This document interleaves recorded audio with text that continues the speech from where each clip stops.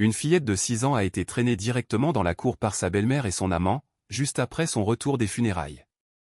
On lui a ensuite versé un seau d'eau sur la tête, sous prétexte de chasser la mauvaise fortune. Elle serrait fort son ours en peluche, ses petites jambes tremblant devant la maison.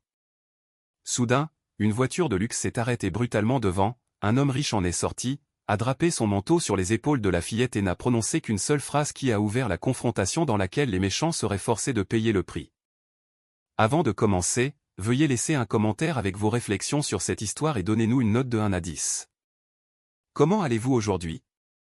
Si vous avez quelque chose en tête que vous aimeriez partager, je suis toujours là pour écouter, vous souhaitant quelques moments de recueillement en suivant cette histoire de guérison le long du chemin du courage et de la justice.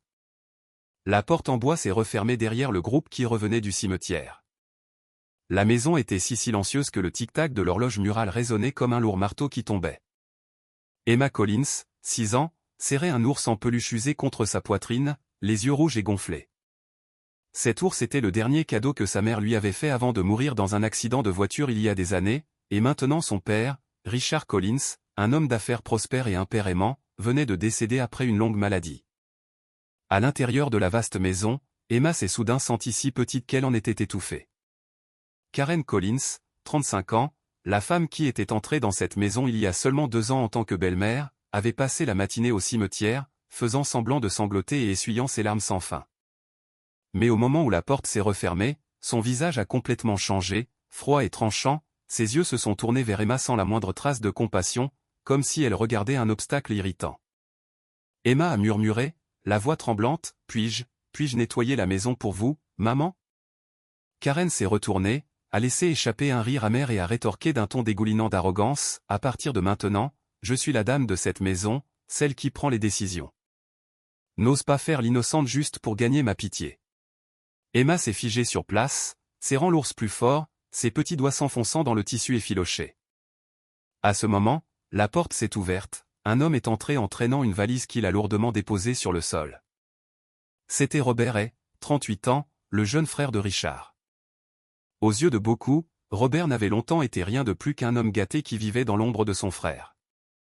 Pourtant, aujourd'hui, il est entré avec assurance, comme si cette maison lui avait toujours appartenu. Robert s'est laissé tomber dans une chaise, a ouvert une bouteille de whisky déjà posée sur la table et a pris une longue gorgée.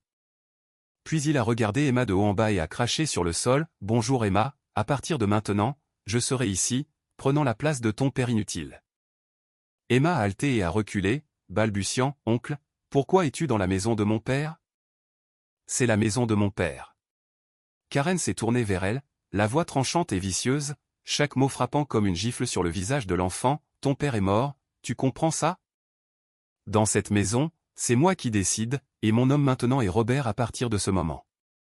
Tu n'as pas le droit de parler dans cette maison, soit tu la fermes, soit tu sors. » Emma est restée stupéfaite, les larmes lui montant aux yeux. Robert a laissé échapper un rire méprisant, sa voix stridente dégoulinant de moquerie, « Regarde-toi, juste une petite profiteuse pathétique qui ne peut rien faire d'autre que pleurer et s'accrocher à cet ours en peluche miteux. Ton père était un imbécile de te gâter et maintenant tu te crois une sorte de princesse. Plutôt une ruine dans cette maison, tu n'es rien d'autre qu'une horreur, un fardeau que tout le monde souhaite jeter dehors. Emma a tremblé, serrant son ours en peluche plus fort. Je serai sage, je ne serai pas une gêne. Karen s'est soudainement levée d'un bond, les yeux pétillants de cruauté. Elle a attrapé le bras d'Emma et a saisi la petite valise déjà remplie de quelques vêtements usés. L'ours en peluche a été arraché des mains d'Emma et jeté dans la cour. Karen est sortie en trombe en portant un seau d'eau froide, « Sors de ma maison, j'en ai marre de faire semblant d'être ta mère au bon cœur, petite peste turbine. Ton père est mort, ta mère est morte, tout est de ta faute. J'ai besoin de laver la saleté que tu apportes, enfant maudit, rien que de te regarder me donne la chair de poule, sans parler de te faire vivre sous le même toit. » Emma a haleté de panique, « Non maman, s'il te plaît, j'ai tellement froid. Je promets que je serai sage, je ne parlerai plus. » Karen a serré les dents, « Tu n'es pas de mon sang, n'ose pas m'appeler maman. Je n'accepterai jamais un parasite sans valeur comme toi. Je ne veux plus voir ta tête dans cette maison une seule seconde, sors. » Elle a jeté le seau d'eau froide directement sur Emma, l'eau a trempé ses cheveux et ses vêtements, s'imprégnant dans sa peau jusqu'à ce qu'elle frissonne de façon incontrôlable. L'ours en peluche était couché trempé sur le sol, écrasé sous la chaussure de Robert alors qu'il croisait les bras et ricanait. Regardez ça, pas différente d'un chiot errant, parfaitement adapté à elle. Emma a joint ses mains, les yeux grands ouverts, suppliant désespérément, cherchant de l'aide. Quelques voisins se tenaient à distance, mais dès que son regard a croisé le leur, ils ont rapidement fermé leur porte et se sont détournés. Personne n'a osé intervenir. Emma s'est effondrée sur le sol, serrant l'ours en peluche ruiné, ses larmes se mêlant à l'eau glacée sur ses joues. Sa voix rauque a percé la nuit. « Papa, où suis-je censé aller maintenant ?» À ce moment, le bruit d'un moteur a résonné, une élégante Cadillac s'est arrêtée juste devant le portail. La porte s'est ouverte et un homme est sorti. Il portait un costume sombre, ses yeux étaient perçants, mais remplis de choc. Il s'est figé, regardant la scène au-delà du portail, une fillette de 6 ans recroquevillée dans la cour, trempée jusqu'aux os, les yeux rouges, serrant un vieux jouet comme si c'était sa dernière bouée de sauvetage. Son regard a trahi une douleur qu'il ne pouvait cacher, l'homme a serré le poing et, à cet instant, les souvenirs de sa propre enfance abandonnée sont revenus en force. Il a fait un pas en avant, sa voix rauque d'émotion. « Que se passe-t-il ici ?» L'homme était Ethan Collins, 40 ans, un millionnaire autodidacte, souvent cité dans les magazines financiers tels que Forbes, Fortune et le New York Times. Il avait construit un empire immobilier couvrant plusieurs États, connu comme un stratège froid dans les affaires, mais secret sur sa vie privée. Peu savaient que derrière cette image glamour, il portait une enfance blessée, abandonnée une fois, vivant dans la peur de la violence de son beau-père et de la négligence de sa propre mère. Le portail s'est ouvert et Ethan Collins est entré dans la cour trempé par la pluie, figé sur place. La veste de son costume sombre s'est légèrement déplacée dans le vent alors qu'il avançait, son visage tranchant, ses yeux toujours stupéfaits à la vue d'une petite fille trempée d'eau froide frissonnant au milieu de la cour. Ethan a lentement enlevé son manteau et l'a drapé sur les épaules d'Emma, la petite silhouette en dessous tremblant sous la chaleur qui persistait dans le tissu. Emma a levé les yeux, ses yeux rougis par les larmes scintillant d'un espoir fragile, sa petite main serrant le bord de son manteau comme si elle avait peur qu'il ne disparaisse. Ethan a resserré doucement son emprise sur son épaule, puis a levé la tête, sa voix est sortie rauque, chaque mot réprimé avec une colère contenue. « Richard est parti depuis moins d'une journée. Est-ce ainsi que vous traitez sa fille ?» Karen a cligné des yeux, ses épaules tremblant légèrement, une seule fausse larme a coulé sur sa joue, sa voix tremblait, bien qu'elle portât une pointe glaciale. « Vous avez mal compris, Ethan. Je voulais seulement lui apprendre à écouter, à se comporter poliment. » La fille est têtue, irrespectueuse envers son oncle, je ne faisais que lui faire un peu peur. Robert a laissé échapper un rire moqueur et a soufflé de la fumée de cigarette dans sa direction. « Je suis son oncle. Je suggère que vous arrêtiez de vous mêler des affaires de famille. Vous êtes déjà arrivé en retard aux funérailles et maintenant vous voulez jouer au héros. Cela ne vous regarde pas, alors restez en dehors. » Un éclair froid a scintillé dans les yeux d'Ethan, des souvenirs ont déferlé dans son esprit. À 15 ans, c'est Richard, le même ami qui est maintenant couché dans la terre, qui l'a sorti des nuits remplies de coups, dessous la table où il se cachait des coups de son beau-père. Richard lui avait donné un abri, une véritable amitié, et maintenant, debout devant cette scène, Ethan savait qu'il était temps de rembourser cette dette. Emma a tiré sur sa manche, sa voix tremblant de peur et de désespoir. « Oncle, ils vont me jeter dehors à nouveau.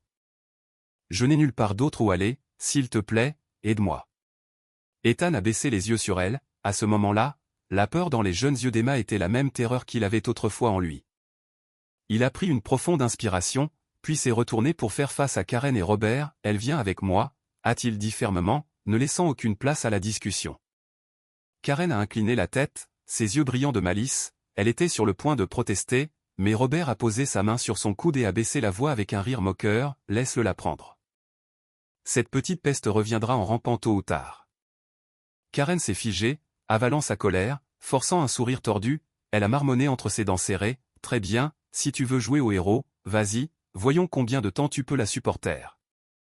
Elle n'est rien d'autre qu'un mauvais présage. » Ethan n'a pas répondu, il s'est simplement penché, a pris Emma dans ses bras et est sorti tout droit par le portail. Une élégante Cadillac Escalade attendait déjà, sa porte s'ouvrant et se fermant doucement derrière eux. À l'intérieur de la voiture, Emma s'est assise contre le siège, sa petite main serrant un vieil ours en peluche, ses grands yeux brillants d'inquiétude avant qu'elle ne murmure, sa voix à peine plus forte qu'un souffle. « Monsieur, allez-vous m'abandonner aussi, comme l'a fait ma belle-mère ?» Ethan a serré le volant plus fort, ses jointures blanchissant. À l'extérieur, les rangées d'arbres se sont estompées et se sont éloignées, à l'intérieur de sa poitrine, de vieux souvenirs se sont agités, des nuits où il était assis à frissonner près d'une fenêtre, attendant une main pour le soulever, une main qui n'est jamais venue.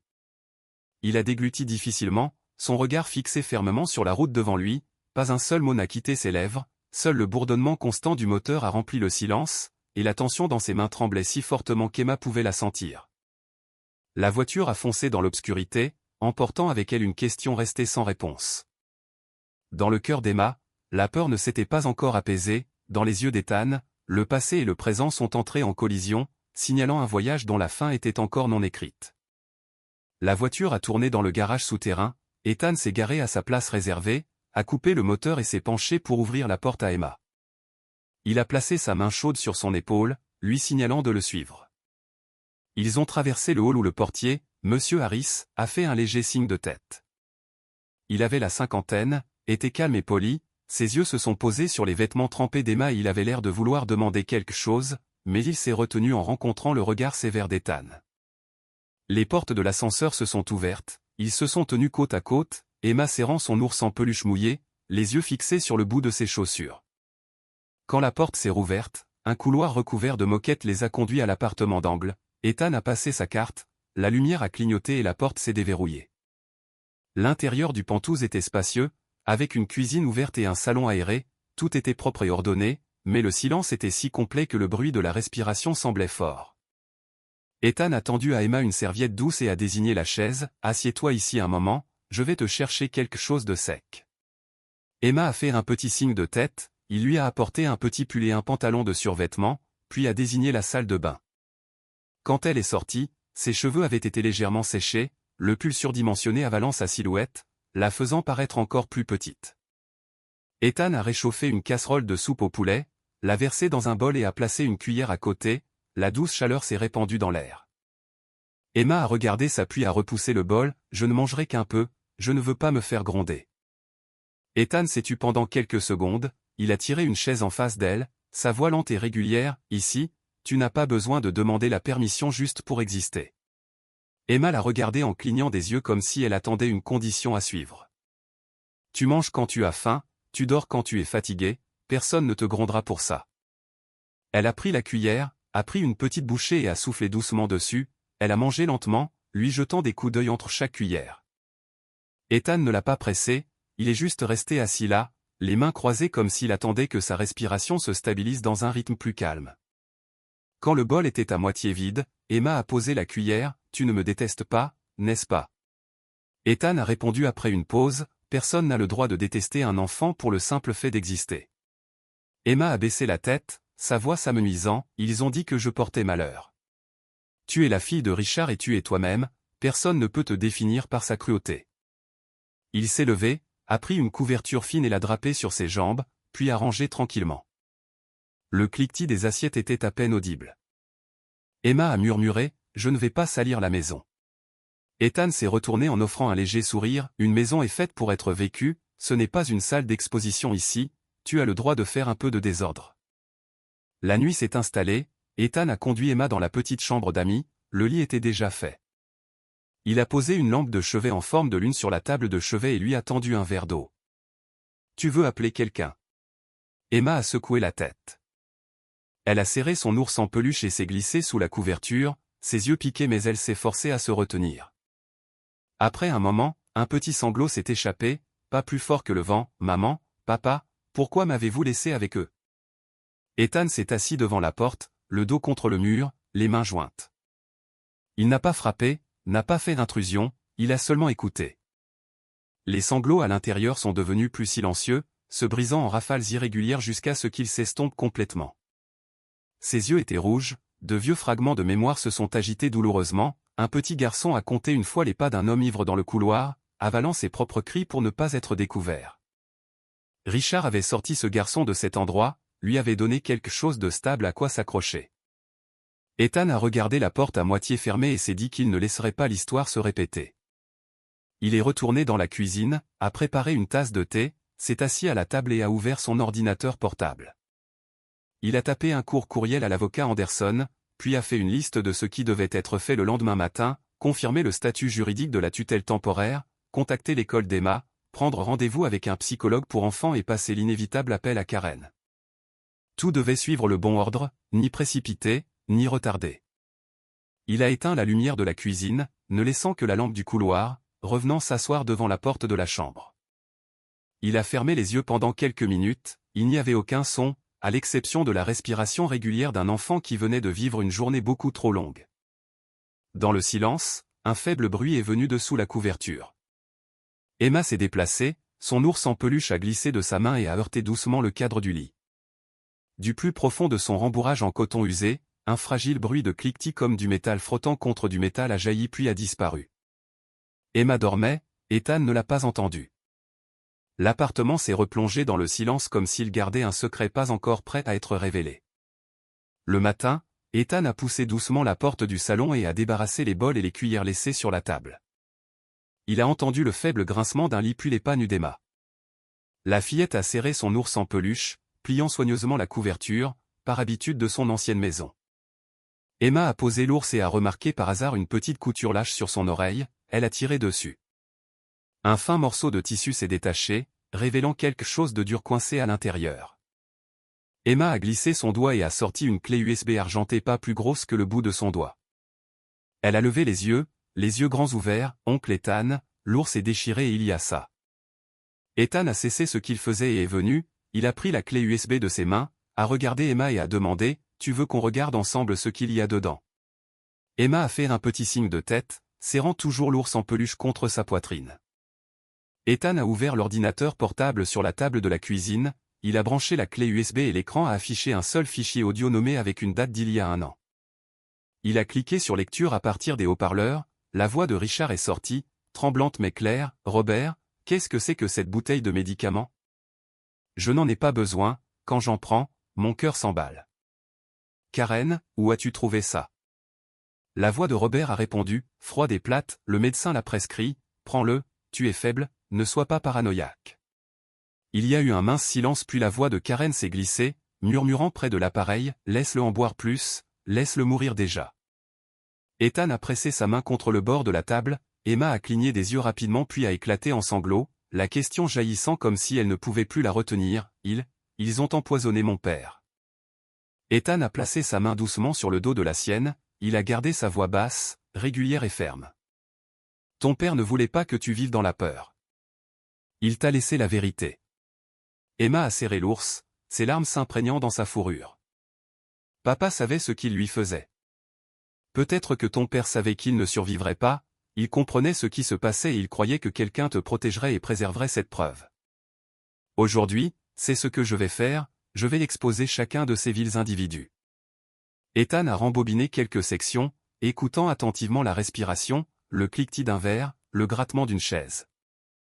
Il a ouvert les propriétés du fichier, a pris une capture d'écran et a enregistré 2 copies de sauvegarde, une sur le disque dur et une dans le nuage. Ses mouvements étaient précis, pas une seconde de perdu. Oncle Ethan, s'ils découvrent ça, ils vont reprendre la clé USB, n'est-ce pas? Personne ne peut la reprendre maintenant. Le regard d'Ethan était fixe, sa voix basse, pas même eux. Il a sorti son téléphone et a composé le numéro d'un homme d'âge moyen, quand la voix a répondu à l'autre bout du fil, Ethan a dit brièvement, Anderson, c'est Ethan, j'ai besoin de vous aujourd'hui, il y a une preuve audio liée à un empoisonnement et un différend familial. Le professeur William Anderson était professeur de droit et avocat spécialisé dans les finances et les affaires familiales à New York. Il avait conseillé Ethan dans plusieurs transactions difficiles et était connu pour sa méticulosité. Au bout du fil, Anderson a parlé calmement, gardez tout tel quel, n'envoyez rien par message, je vais venir et Ethan, restez calme, protégez l'enfant en premier. Ethan a raccroché puis s'est penché pour rencontrer les yeux d'Emma, ce matin, nous allons prendre un bon petit déjeuner, après ça, un oncle de confiance viendra te voir. Il ne parle pas beaucoup mais il se tient toujours du côté de la vérité. Emma a fait un léger signe de tête, oncle, si papa était encore en vie, serait-il heureux que j'aie trouvé ça? Ethan a dégluti difficilement, ton père serait fier que tu aies été assez courageuse pour affronter la vérité. Il a placé la clé USB dans une pochette anti-choc, l'a rangée dans le mini coffre-fort de son bureau, l'a verrouillé puis a envoyé un court message à Anderson, a enregistré 3 copies, dont une hors ligne. Emma a essuyé ses larmes avec la manche de sa chemise, elle a pris une profonde inspiration et a murmuré à son ours en peluche, « Maman, j'ai trouvé ce que papa a laissé derrière lui. Je vais le serrer fort à l'intérieur. » Ethan, la détermination s'est dressée comme un pilier. Au début, il avait seulement l'intention de rembourser Richard, mais à partir du moment où il a entendu le murmure de Karen, il a su qu'il ne s'agissait plus de gratitude, mais de responsabilité. Emma était une version plus petite de lui-même enfant, une version qui avait été privée d'une place légitime, il allait la lui rendre. Au même moment, dans un appartement loué, Karen a claqué le journal sur la table en verre. Les nouvelles de la veille au soir disaient « Le millionnaire Ethan Collins sort la fille Collins de la maison ». Elle a enfoncé ses ongles dans le bord de la table, sa voix sifflant entre ses dents, « Il me défie ». Robert a allumé une cigarette, s'est penché en arrière et a souri, « Calme-toi, ne pleure pas comme ça devant la presse encore, ils peuvent voir la supercherie. Tu crois que je ne sais pas que la fille est avec lui et qu'elle détient toujours des parts dans la société ?» Karen s'est retournée, « Je vais le poursuivre pour enlèvement, je vais dire qu'il l'exploite pour s'emparer des biens. » Robert a expiré de la fumée, ses yeux se rétrécissant, « Alors poursuis-le, mais tu dois la ramener à tout prix. Si elle reste hors de portée, notre plan s'effondrera. » Il a baissé la tête et a parlé doucement comme s'il scellait un ordre tacite, « La fille détient des actions de la société, elle doit être ramenée à tout prix, sinon notre plan s'effondrera. » Cet après-midi-là, le téléphone d'Ethan n'arrêtait pas de vibrer, sa boîte de réception inondée de nouvelles alertes, d'articles, de courts flashs d'informations, de commentaires en ligne. Une photo de Karen debout devant la maison est apparue partout, les yeux rouges, serrant un portrait en noir et blanc de Richard, le titre défilant sur l'écran, « Le millionnaire Ethan Collins retire l'enfant de la maison pour s'emparer des actifs. » Ethan a éteint l'écran, il a versé à Emma un verre de lait chaud et a dit doucement, « Finis ça puis nous allons à la bibliothèque. » Emma a fait un signe de tête, serrant son ours en peluche fort, le regard méfiant dans ses yeux refusant de s'estomper. Ils sont entrés dans le hall de la bibliothèque publique, l'espace était feutré, les pas doux contre le sol. Au comptoir d'information, une jeune femme a levé les yeux et a offert un doux sourire, elle avait une vingtaine d'années, les cheveux soigneusement attachés en arrière, un badge épinglé à son pull, Emily Carter, bibliothécaire responsable des archives numériques et des documents publics. Sa voix était régulière et claire, « Comment puis-je vous aider, vous et votre petite aujourd'hui ?»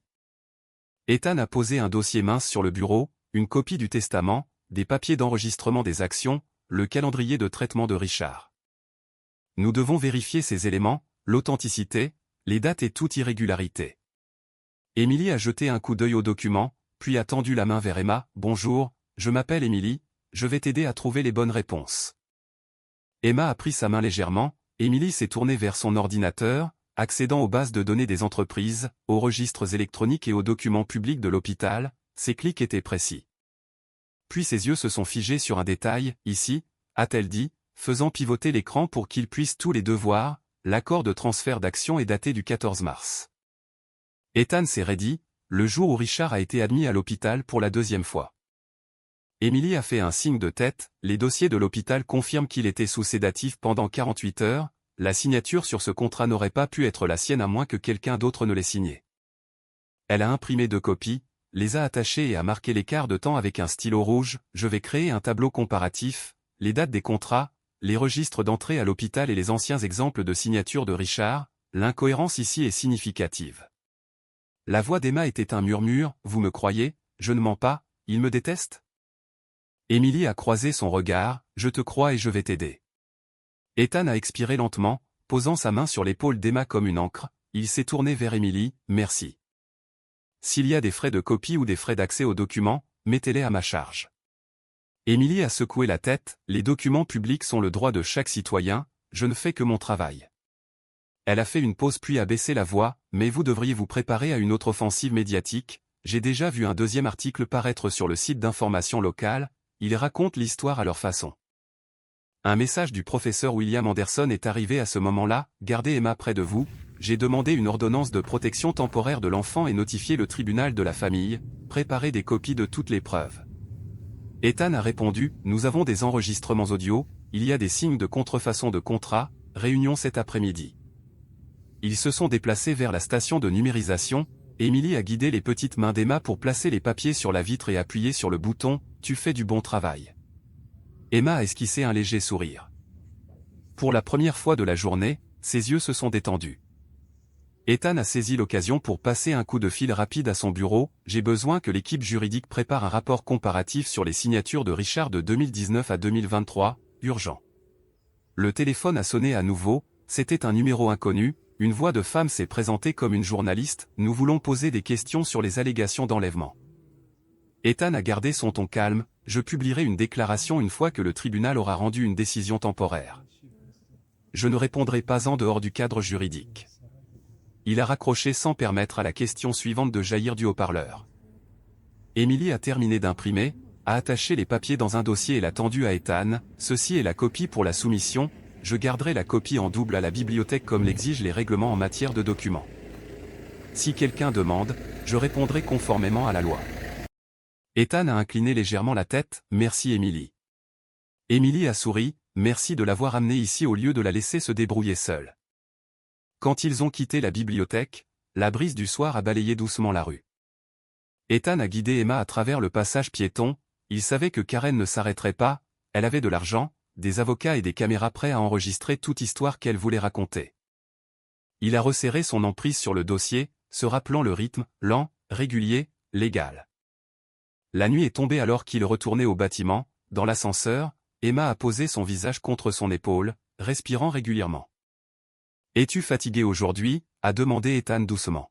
« Je vais bien, je ne veux pas retourner dans cette maison. » « Tu n'auras jamais à retourner dans un endroit qui te fait peur. » Les portes de l'ascenseur se sont ouvertes et ils sont entrés dans le couloir, Ethan a fait une pause d'une demi-seconde. De l'autre côté de la rue, sous l'ombre des arbres, une voiture noire était garée, ses phares ont clignoté une fois puis se sont éteints comme un clin d'œil délibéré. Ethan a fait entrer Emma, a verrouillé la porte en toute sécurité et est sorti sur le balcon pour regarder en bas. Sur le siège du conducteur, Robert a tenait une cigarette entre ses lèvres, ses doigts tapant un rythme sur le volant. La lueur de la cigarette a percé l'obscurité, révélant le sourire froid au coin de sa bouche, il a incliné la tête en arrière comme s'il savait exactement quel appartement avait la lumière allumée. Les deux hommes se sont regardés à travers la distance silencieuse. Ethan ne s'est pas retiré, il a simplement tiré le rideau, a passé un coup de fil rapide à la sécurité du bâtiment et a envoyé un seul message à Anderson, ils nous ont suivis jusqu'à la porte. À l'extérieur, les phares ont clignoté une fois de plus, puis le silence, la voiture n'est pas partie, une menace silencieuse persistait attendant juste en dessous du bâtiment. Ethan a tiré les rideaux et a composé le numéro de la sécurité, il leur a demandé d'augmenter les patrouilles autour du hall et du garage de stationnement. 15 minutes plus tard, la voiture noire est finalement partie. Ethan a noté rapidement à Anderson, ils se sont présentés en personne. Le lendemain matin, il a emmené Emma à la bibliothèque. Emily l'a accueillie au bureau des enfants et lui a tendu une boîte de crayons. Elle s'est penchée vers Ethan et a parlé doucement, je vais m'asseoir avec elle, vas-y et occupe-toi de ton travail. Ethan a fait un signe de tête, posant une main sur l'épaule d'Emma, je reviens tout de suite, reste ici avec mademoiselle Emily. Emma a fait un petit signe de tête, serrant son ours en peluche, ses yeux le suivant jusqu'à ce qu'il disparaisse derrière les étagères. Ethan est retourné dans le vieux quartier de Collins, il a sonné à elle.